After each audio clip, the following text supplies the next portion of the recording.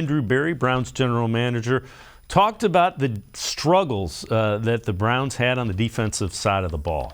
Honestly, when we're sitting here at this time of year and we look at the unit's performance, we didn't necessarily have the right mix in all areas, and you really look at everything. You really have to, and that's not just talent or scheme. It's some of those other factors as well. But Kevin mentioned this game it's won on the margins, right? I think Kevin gave us a stat that I think what he said half the teams are between 7 and 10 wins, and I think probably all 18 teams that are sitting here today could probably say, man, if we just had these 5 plays back during the year, our record could be from where we are now to something different. And with the margins being so razor thin, you really do have to look at everything and make sure that everything's tied up in order to win football games.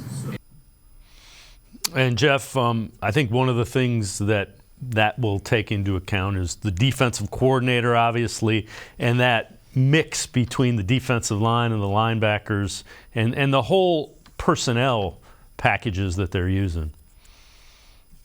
No question. Look, this team needs a very, very drastic overhaul on the defensive line. If you wanted to make a case for maybe 1, 2, maybe 3 possibly staying out the defensive line, I'm here to listen to it.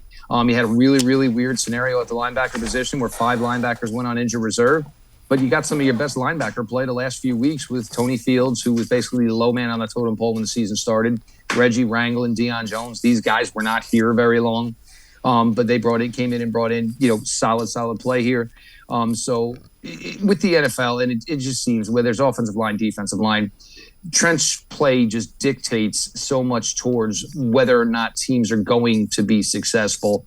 And you look at teams like the Buffalo Bills who run 9 deep on the defensive line. You look at some of the better teams. You can rotate guys out for extended periods, not just, hey, Miles, go back over there, get yourself 7 seconds of air, and then we need you right back here. But a lot's going to have to be done. And we'll see the way it works. And, until a new defensive coordinator is named and we can kind of get into his tendencies and his theories and, the way he likes to handle his shop, we'll get a better idea of it. But, we know who the core of this defense is. That's going to remain intact. And the core of this defense is a pretty solid core.